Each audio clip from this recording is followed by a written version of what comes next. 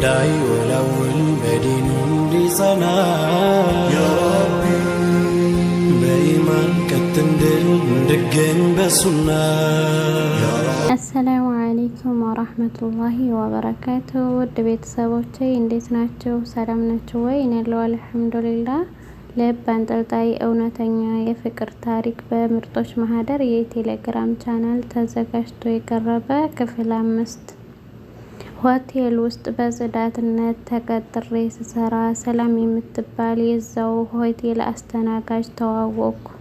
ይህኔ እንደ ጓደኛ ተቀራረብን። ያለሁበትን ሁኔታ ስነግራት በጣም ነበር ያዘነችልኝ። ከዛ በዚህ እድሜሽ ለምን ጽዳት ትሰሪያለሽ? ለምን አስተናጋጅነት አትገቢም? ከዛ በቀን የምታገኘው ቲፕ ብዙ ነገር ያግዝሻል ስትል መከረችኝ። ይህኔ በሷ ሀሳብ ተስማምቼ ካሌብዬን ሳላማክረው ቀጥታ ስራ ጀመርኩ። እንዳለችው ለጊዜው በጣም ጠቀመን። ካሌብም ከቀን ወደ ቀን ለውጣችንን ሲያይ ጠየቀኝ። እኔም እውነቱን ነገርኩት። ቀን እስኪያልፍ ካሌብዬ እየተማረ እኔም መስተንግዶዬን እየሰራሁ ኑሯችንን ቀጠልን። በዛች ጠባብ ቤት ውስጥ ብዙ ፍቅር አለ። እኔና ካሌብዬ ለብዙ ሰው ምሳሌ ሆነን አንድ ቀን ስራ ቦታ አንድ እድሜው ወደ 40ዎቹ የሚጠጋ ጎልማሳ አንድ ጥብስ በልቶ 80 ብር መክፈል ሲኖርበት 500 ብር ሰጠኝ። ከዛ ተከትዬ መሳሳቱን ስነግረው ያዥ ቆንጅዬ አለኝ። ምን ያህል የተባረከ ሰው ነው ብዬ በውስጤ ልክ ሰዓቴ ደርሶ ስወጣ ልክ ፊልም ላይ እንዳየሁት ፍቅረኛዬን ሰርፕራይዝ ለማድረግ አበባ ጎዝጉዤ ጥሩ ራስ ሰርቼ መብራት አጥፍቼ በሻማ ጠበቅኩት። ካሌብዬ ሲገባ ግን እንደጠበቅኩት ደስተኛ አልሆነም። ብሩ ከየት መጣ ሲል መጨቃጨቅ ጀመርን። እናም ብሩን እንዴት እንዳገኘሁት ስነግረው አላምንም ብሎኝ መጠራጠር ሲጀምር ጊዜ እኔም በጣም ስለማፈቅረው የኔ ፍቅር ካላመንከኝ በቃ ክብሬን ልስጥህ፣ እኔ ያንተ ብቻ ነኝ አልኩት። ጉድማ ጭራሽ ክብሯን ልሰጠው ነው። እሱም ትንሽ ካቅማማ በኋላ ትምህርት እስከንጨርስ ላለማድረግ ወስነን የነበርን ቢሆንም አንሶላ ተጋፈፍን። ክብረ ንጽህናዬን ደስ እያለኝ ሰጠሁት።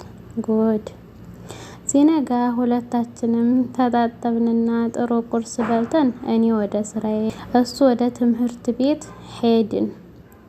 ታዲያ ልክ እንደተለመደው ዛሬም የትላንቱ ሰውዬ ብዙ ገንዘብ ሰጥቶኝ ሄደ። ይህኔ ለምቀርባት አብራኝ ለምትሰራው ለሰላም ነገርኳት። ሰላምም ምንም ሳይመስላት እባክሽ የተለመደ ነው እዚህ ቤት አዲስ ፊትና ቆንጆ ሲያገኙ እጃቸው ለማስገባት ገንዘብ ይረጩልሻል አለችኝ። ከዛ ይሄ ግን ፍቅረኛዬን ያስከፋዋል ስላት እንዳልነግረው መከረችኝ። እኔም ካሌብዬን ላለማስከፋት ገንዘብ ስለሚሰጠኝ ሰው ምንም አልነግረውም ነበር። ይሄ በእንዲህ እንዳለ አንድ ቀን ሰዓቴ ደርሶ ልክ ስወጣ ሰውየው በመኪና እየጠበቀኝ ያገኘሁት። ካልሸኘሁሽ ብሎ አስጨነቀኝ። ከሱ ጋር እየተሟገትኩ ሰላም መጣች። ይህኔ እባክሽ ነይ እንግባና ያድርሰን ብላ አስገባችኝ። እኔም እየቀፈፈኝ መኪና ውስጥ ገባሁ። ልክ ደርሰን ስወርድ ሰውየው ወርዶ ደህና ደሪ ብሎ ሲያቅፈኝ ካሌብ ተመለከተ።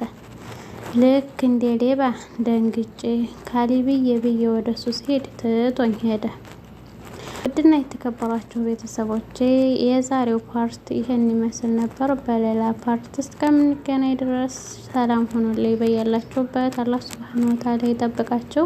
ለዚህ ቤት አዲስ የሆናችሁ ሰብስክራይብ በማድረግ ቤተሰብ ሁኑ። ነባሮችም ላይክ እያደረጋችሁ ሀሳብ አስተያየታችሁን ኮሜንት ላይ አስቀምጡልኝ። እንደዚሁም ቪዲዮ ከተመቻችሁ ለጓደኞቻችሁ ሼር እያደረጋችሁ አብሮነታችሁን አሳዩኝ። በሌላ ቪዲዮ እስከምንገናኝ ሰላማችሁ በዚህ ይበልልኝ። አሰላሙ አለይኩም ወራህመቱላሂ ወበረካቱሁ።